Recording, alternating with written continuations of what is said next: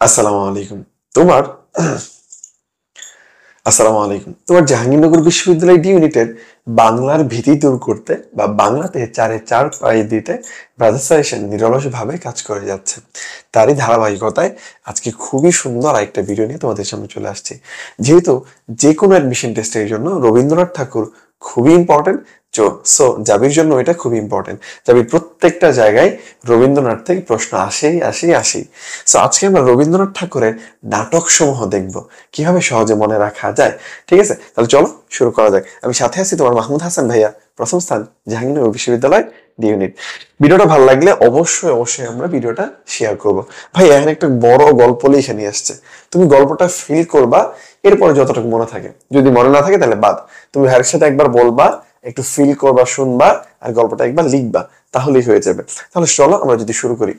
তো এক দেশে এক রাজা ছিল, ছোট্টবেলা আমাদের কিচ্ছা কাহিনী শোনাইতো না দাদা দাদি নানা নানিরা, সেই কাহিনী ভাইয়া তোমাকে শোনাচ্ছে।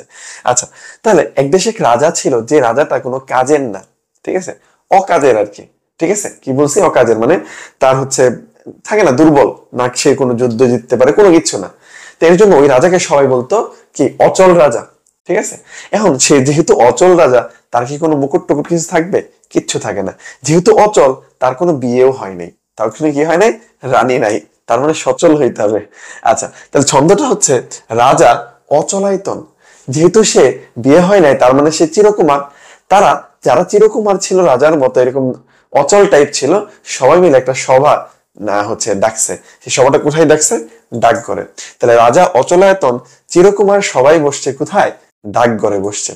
এখন বসার পর রাজার তোর মুকুট নাই, তাহলে রাজাকে একটু পাওয়ার হিসেবে সবাই মিলা, এই সব চিরকুমার মিলা রাজাকে একটা রক্তকরবীযুক্ত মুকুট দিছে, মাথায় দিয়ে দিছে। এখন সামনে বসন্তকাল আসছে, সবার মনেই বসন্ত, কিন্তু রাজা বা এই চিরকুমার সঙ্গ যে আছে, তাদের কারো মনে তো বসন্ত নাই। এখন রাজা চিন্তা করলো কি, এই বসন্তকালে সে কি করবে, আর এই দেশে থাকবে না, এই দেশ ছেড়ে অন্য দেশ চলে যাবে। কোন দেশে যাবে? তাসের দেশে যাবে। কোন কালে? সে কি করলো, এই বসন্তকালে কালের যাত্রা করলো। তার সাথে তো অনেক দূরে ছিল, সে কি করলো, কালের যাত্রা করলো। কালের যাত্রা করতে করতে সে বয়স্ক হয়ে গেছে, যৌবন বিসর্জন দিয়ে তাসের দেশে গেল।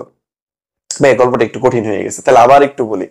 যে রাজাটা কি ছিল, দুর্বল বা অচল ছিল। তাহলে আমরা বললাম রাজা অচলায়তন, দুর্বল দেখে তার কপালে কোনো রানী জোটে নাই। এই কারণে কি করছে, তার একটা চিরকুমার সংঘ বানাইছে বা সংগঠন বানাইছে। এরা সবাই বসতো কোথায়? ডাকঘরে সবাই বসতো। এখন যেহেতু রাজা, তার তো একটা মুকুট দরকার, এর জন্য তাকে একটা রক্তকরবীযুক্ত মুকুট মাথায় দিছে। বুঝছে কিনা? এখন সামনে বসন্তকাল আসছে, সবার মনে বসন্ত, রাজার তো বসন্ত নাই, কারণ সে, তার মনে কি নেই, তার রানী নাই। ঠিক আছে, এর জন্য সে কি করছে, এই দেশ ছাইরা শেক করে সে চলে যাবে। কোন দেশে যাবে? তাসের দেশে যাবে। এখন সে কি করছে, কালের যাত্রা করছে, যেহেতু অনেক দূরত্ব ছিল, কালের যাত্রা করছে, বয়স্ক হয়ে গেছে, মানে কি সে যৌবন বিসর্জন দিয়া সবশেষে তাসের দেশে গেল। বুঝছি কিনা? এখন প্র্যাকটিস করলে তুমি বুঝা যাবা। তাহলে ভাইয়া কি বলছে, এই যে রাজা, রাজা তারপর হচ্ছে অচলায়তন, ঠিক আছে, তারা ডাকঘরে কি করতো, চিরকুমার সভা করছে। ওকে, এরপরে রাজাকে একটা মুকুট দিয়েছে, কি জানি, রক্তকরবীযুক্ত মুকুট। এরপরে তারা কি, রাজা কোন কালে হচ্ছে চিন্তা করছে দেশ ছেড়ে চলে যাবে? বসন্তকালে। আর নজরুলকে উৎসর্গ করেন, খুবই ইম্পর্টেন্ট, কাজী নজরুল ইসলামকে উৎসর্গ করেন কোনটা? বসন্ত। তারপর কি করছে, কোন যাত্রা জানি, কালের যাত্রা করছে। আর তার কি বিসর্জন দিছে?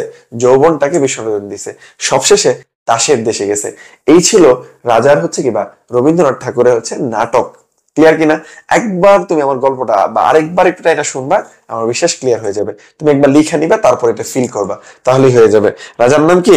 অচলায়তন। তার মানে সচল হইতে হবে, সচল হইলেই কপালে রানী জুটবে, না হয় কি না। আচ্ছা, তোমরা সবাই রিকোয়েস্ট করতেছিলে ভাইয়া আপনাদের যে স্পেশাল ম্যারাথন ক্লাসগুলো আছে, ঠিক আছে, সেগুলো যদি আমাদের কোনোভাবে হচ্ছে নতুন একটা ব্যাচ নিয়ে আসতেন। সবার রিকোয়েস্ট এনেছিল। তো তোমাদের রিকোয়েস্ট বা তোমাদের কথা চিন্তা করে, যেহেতু আমাদের কোর্স ফিটা অনেক বেশি, সো তোমরা অনেকেই ভর্তি হইতে পারো নাই, তাদের কথা চিন্তা করে আমরা ম্যারাথন ব্যাচটা নিয়ে আসছি, জাভিস্টার 5.1 স্পেশাল ম্যারাথন ব্যাচ, যেখানে 6টা ম্যারাথন থাকবে। আর কি কি থাকবে ভাইয়া? আর হচ্ছে সাবজেক্ট ফাইনাল, পেপার ফাইনাল, 10টা জাবি স্ট্যান্ডার্ড মডেল টেস্ট। এই মডেল টেস্ট গুলা তোমাকে তোমার প্রস্তুতি সম্পর্কে ধারণা দিবে। আর আমাদের ওখানে প্রায় অলরেডি 800+ স্টুডেন্ট ভর্তি আছে। ঠিক আছে, আমার বিশ্বাস এটা 1500 বা 2000 ছাড়াবে।